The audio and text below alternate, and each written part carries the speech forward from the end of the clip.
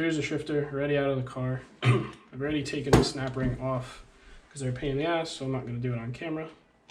And in order to get the whole shifter out, you have to pop this off the bottom. And again, I already loosened this off camera. That just comes right out. Shifter itself has this washer built into it. Falls off.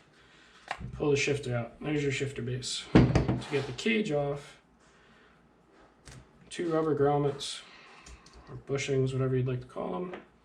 And the cage just snaps off. It's got this springiness to it. Kind of weird, and they get old and worn out. They're not very tight anymore. So then you take a cage half and another cage half, kind of line them up, and in they go.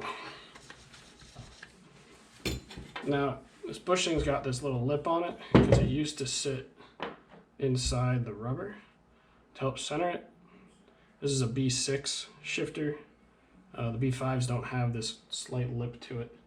So what you'll have to do is actually install this upside down, because all it's doing now is just taking up tolerance. Take your snap ring. Now these go in a hell of a lot easier than they come out. Of course I say that, now I can't do it.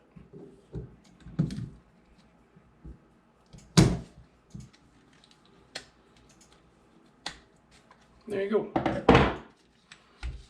And then you've got your shifter, nice and solid, 0 slop, good to go.